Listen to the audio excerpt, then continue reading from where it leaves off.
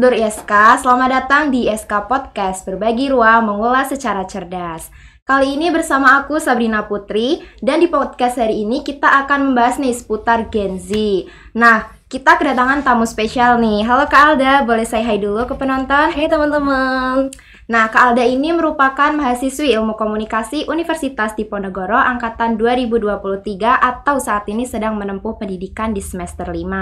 Nah, Kak Alda sendiri juga merupakan owner dari sebuah brand parfum yaitu Alda NM. Kak Alda boleh dong sharing sama teman-teman kesibukannya akhir-akhir ini apa sih? Oke, jadi untuk kesibukannya aku kuliah. Selain kuliah aku juga megang bisnis parfum brand aku Alda NM gitu. Oke.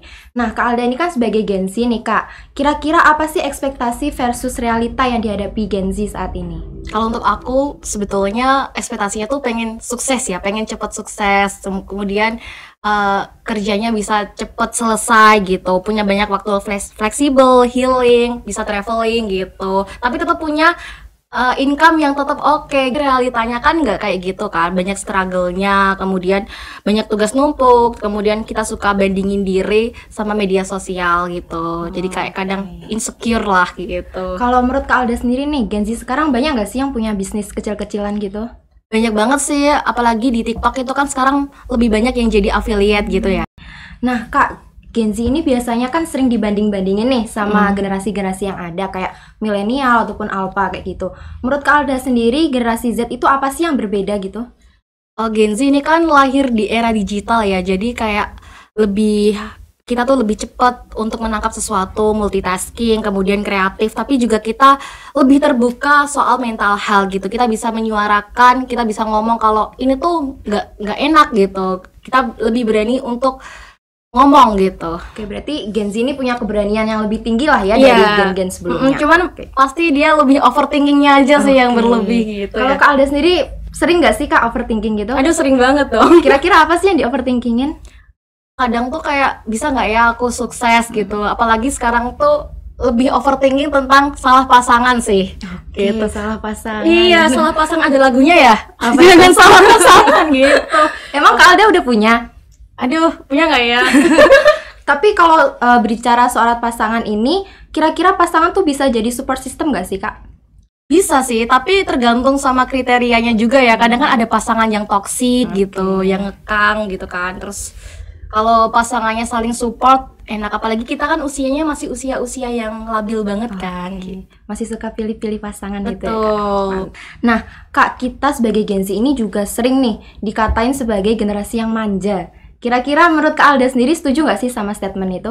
Kurang setuju sih ya, karena bukannya manja, tapi kita tuh lebih tahu apa yang kita mau gitu. Jadi kita bisa ngambil keputusan sendiri gitu ya, tanpa bergantung sama orang lain. Iya, kadang sampai dibilang keras kepala gitu kan. Nah Kak, kita sebagai Gen Z nih, kita tuh sering nih ya kan, setiap malam kita overthinking gitu. Kira-kira gimana sih cara ngatasin supaya kita nggak overthinking terus itu? Mungkin kita tuh lebih pede aja sih, kayak nggak usah bandingin progres kita sama orang lain. Kayak semua orang kan pasti punya yang berbeda-beda ya, punya kemampuan yang berbeda-beda. Jadi cukup syukuri aja progres kita lebih baik dari tahun lalu, lebih baik dari tahun-tahun sebelumnya kayak gitu. Tapi katanya nih ada beberapa orang yang bilang katanya kalau kita overthinking itu sibukin diri aja sih, maksudnya biar nggak kepikiran gitu. Kira-kira Kak Alda setuju nggak sih? Soalnya kan kalau kita sibukin diri kita pasti capek lah, kita butuh sandaran dan lain sebagainya. Gitu. Setuju, soalnya kadang kalau aku overthinking ya udah aku mungkin bikin konten aja gitu, terus upgrade apa ya yang kiranya bisa aku lakuin kayak gitu. Oke Kak, kira-kira nih kakak sekarang kan jadi mahasiswi ilmu komunikasi, terus juga punya bisnis parfum ya Kak. Pernah nggak sih Kak ngerasa kesulitan atau mengalami sebuah kegagalan gitu? Pernah, waktu awal-awal aku bangun brand itu kan aku belum riset pasar. Nah salahnya tuh di situ karena emang baru banget kan. Terus habis itu waktu produksi juga sempat ada beberapa kesalahan gitu. Terus cara Kak Alda ngadepin itu gimana?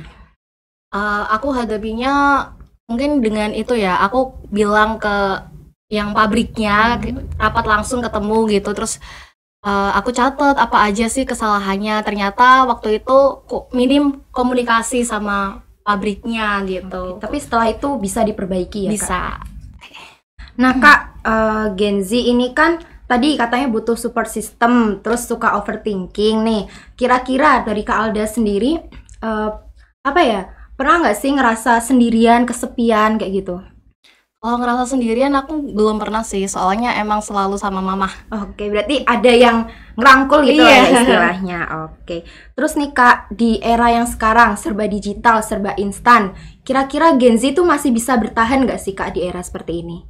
Masih bisa sih, soalnya Gen Z tuh gimana ya, dia tuh adaptif banget sih. Cepet kayak melek banget sama teknologi tuh bener-bener melek oke. gitu. Apalagi Makanya- buat mahasiswa kan, sekarang kalau misal tugas, dia memanfaatkan teknologi AI gitu kan. Biar contekan gitu. Iya.